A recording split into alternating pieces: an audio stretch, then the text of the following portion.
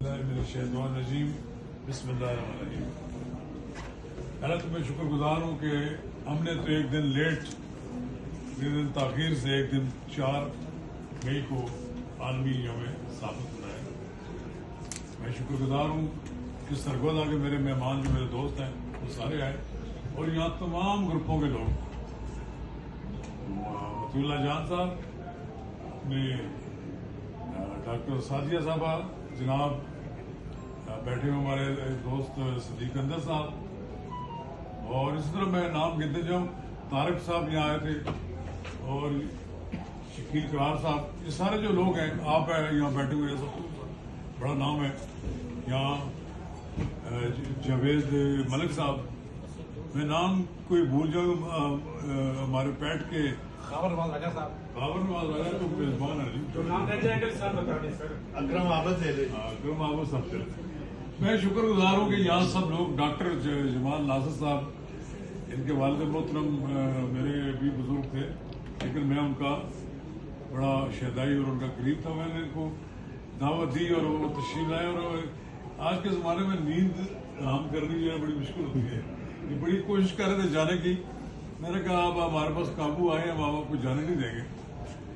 یہ جو یوم آزادی صحافت ہے، یہ ایک سمبل ہے، ایک مطلب بات یہ کہ ہم یہاں لوگ اکٹھے ہوئے ہیں، اور میں بہت سی باتیں جو میرے دل کی باتیں بھی مطیع اللہ جان صاحب نے کہی ہیں۔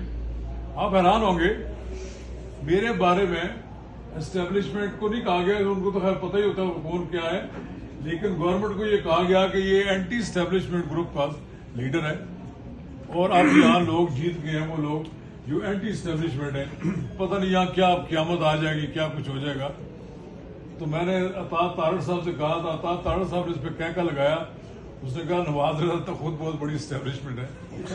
چلے 12 منٹ کا کہنا ہے،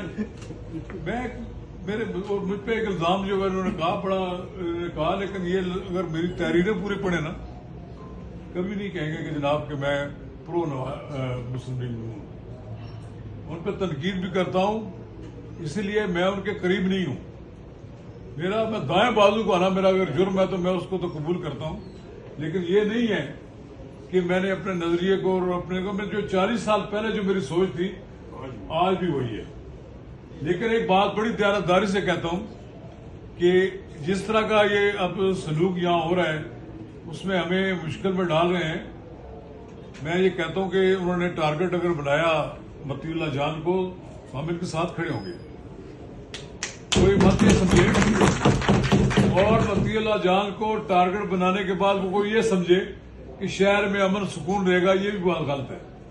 ہم ان کے ساتھ کھڑے ہیں اور آواز بلند کریں گے، اور یہ بڑا پرابلم ہوگا یہ اگر اس سے معمولی سی بات کو ٹارگٹ بنا کر اپنی گورننگ باڈی میں اکثریت کے زور پر ان کے خلاف کوئی کارروائی کروا دیں گے تو وہ یہ سمجھیں کہ اپنے لیے مسائل پیدا کریں گے۔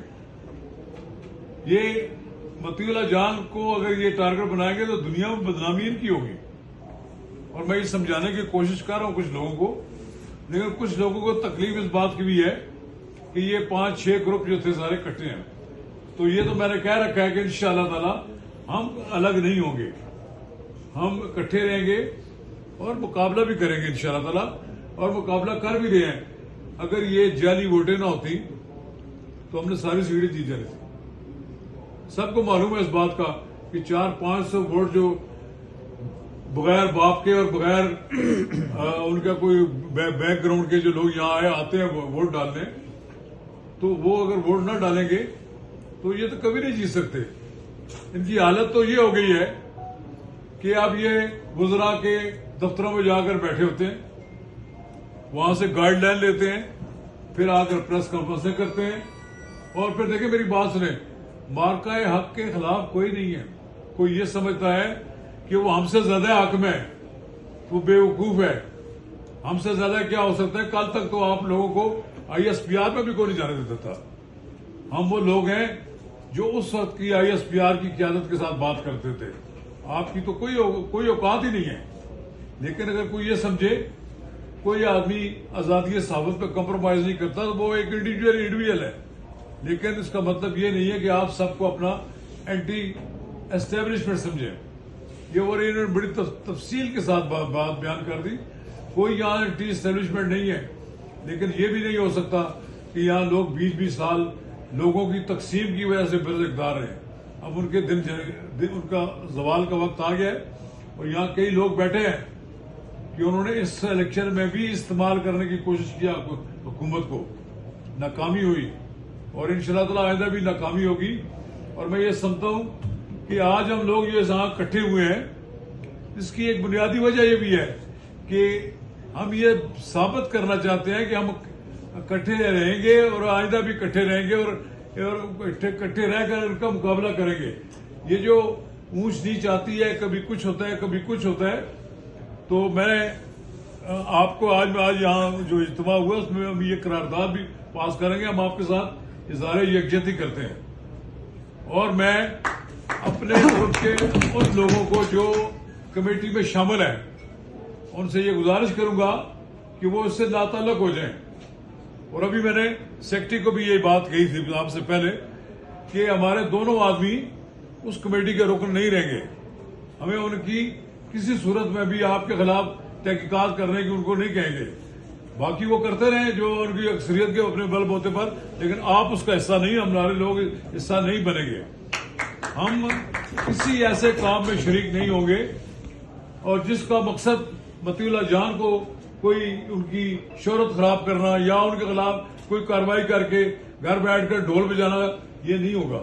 ہم مطیع اللہ جان کو نہیں الگ کریں گے، ان کو ساتھ رہیں گے. اور ہمارے تو ان کے ساتھ بہت پرانا تعلق ہے، ہمارا آج کی بات نہیں ہے، یہ پچھلے کئی سالوں کے ساتھ ہم تھے. لیکن اصل پرابلم ہمارا یہ تھا کہ ہمارے اندر تقسیم تھی. جب پچھلا الیکشن ہوا تھا تو میں نے افضل بٹ کو کہا تھا کہ یہ ٹوٹل اگر حساب لگائیں تو ہماری ووٹیں زیادہ ہیں. تو انہوں نے کہا کہ اگر اکٹھے ہو جائیں تب بھی آپ ہمارے ووٹ نہیں کراس کر سکتے. لیکن ہم نے ثابت کیا کسی شخص نے بھی کوئی بددیانتی نہیں کی ہمارے گروپ میں.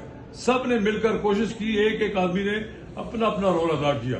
جو میں کر سکتا تھا میں نے کیا. یہ ان کو توقع نہیں تھی کہ نواز رضا کے گھر میں سب لوگ اکٹھے ہوں گے تو جناب یہ ایک گروپ بن جائے گا. پھر ان کو یہ بھی توقع نہیں تھی کہ مطیع اللہ جان بھی آ جائے گا. مطیع اللہ جان کو جن لوگوں نے شامل کرانے میں مدد کی ہماری یا بات چیت کی، میں ان کا سب کا شکریہ ادا کرتا ہوں. ہم اکٹھے رہے. مطیع اللہ جان نے الیکشن میں کاؤنٹنگ کے دن اپنی ذمہ داری ادا کی. ہم نے گروپ بنایا اور ہم نے سب لوگوں کو اکٹھا کیا. آپ یقین جانیں کہ ہمارے گروپ کا صرف 1-2 آدمی تھے جن کو ٹکٹ دیے، باقی ہم نے دوسرے لوگوں کو دے دیے. کوئی فرق نہیں پڑتا اس سے. جب ہم جیت گئے تو کراچی تک لوگوں کو سب یہ معلوم ہے کہ کون سا گروپ جیتا ہے. تو انشاءاللہ یہ گروپ قائم رہے گا.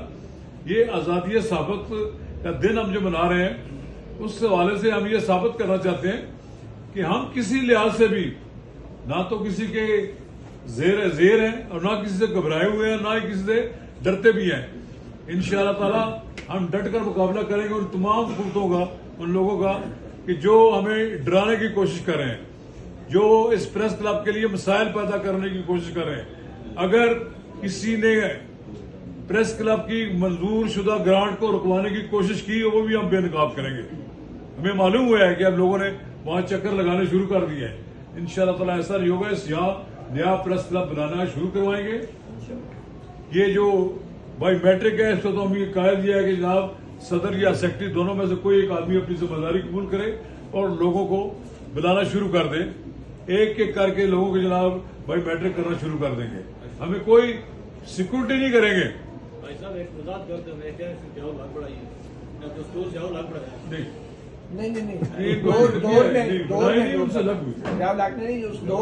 اس دور میں بنی ہے. میں آپ کو بتا دیتا ہوں کہ دستور کے بارے میں لوگوں کو غلطفہمی ہے. 2 گروپ تھے اس ملک میں، ایک رشید دکی گروپ تھا، ایک برنا تھا.